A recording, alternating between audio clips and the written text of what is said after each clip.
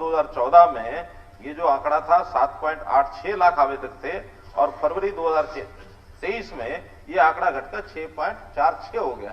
अब 6.46 और 7.86 आप अनुमान लगा सकते हैं बड़ा कौन सा छोटा कौन सा, बड़ी है कि घटी है।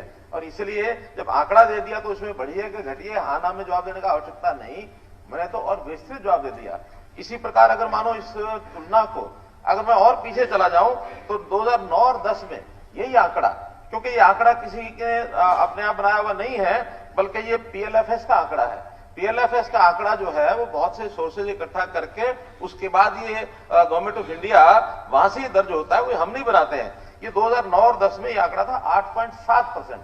तो जब 2009-10 में 8.7 था, इसके बाद ये 7.86 हुआ, आज ये 6.46 है। तो इस हिसाब से तो लगातार बेरोजगारी दर घट रही है। अब ये आंकड़ा घटकर फरवरी 23 में 6.46 हो गया है। लेटेस्ट जो फरवरी 23 का आंकड़ा छपा, ये महीने के महीने छपता है। इस तरह केवल वही नहीं, हम अगर उठा करके टेबल देख लें रिजर्व बैंक ऑफ इंडिया की, तो रिजर्व बैंक ऑफ इंडिया भी हर साल अपने आंकड़े छापता है। जो यहाँ 9.3 लिखा है, ये रिजर्व बैंक 8.1 है। अब कुछ आंकड़े ऐसे होते हैं, अलग अलग एजेंसी के अलग अलग होते हैं, क्योंकि कोई एक ऐसा फार्मूला नहीं है जिसमें एकदम से सारा कुछ देख लिया जाए, उसमें छाप लिया जाए। जहां तक सीएमआई की बात करते हैं, सीएमआई के डाटा इतने लगातार चेंज करते हैं।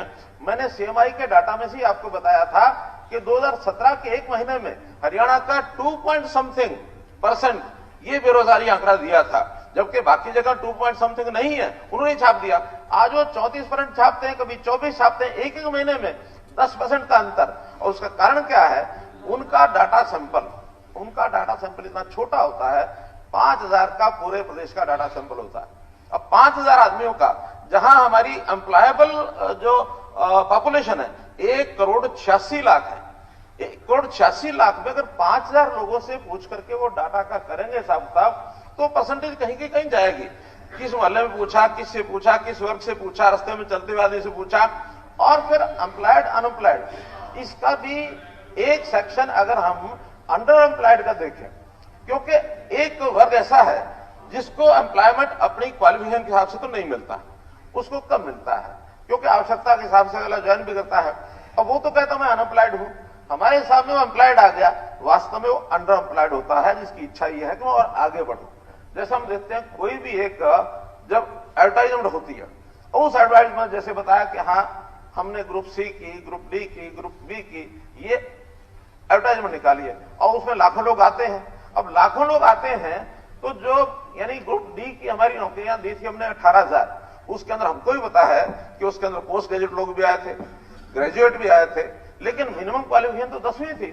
अब 10वीं के ऊपर के लोग, वो सब के सब आगे किसी भी भर्ती के लिए वो फॉर्म भरेंगे ही भरेंगे। अब उनको सबको हम अनएम्प्लॉयड नहीं कह सकते, उनको सेमी यानी अंडर एम्प्लॉयड कह सकते हैं। अंडर एम्प्लॉयड वर्ग बहुत बड़ा वर्ग है, लेकिन एम्प्लॉयमेंट के नाते हमने जितने भी प्रयत्न किए हैं, उन प्रयत्नों में मैं आपको बता सकता हूं, सरकारी नौकरी के अंदर जैसे 1999 से 2005 तक 5 साल में 15,000 नौकरियां, सरकारी नौकरियां दी गई। 2005 से 14-10 साल में 86,000 नौकरियां दी गई, और हमने 8 साल में 1,09,93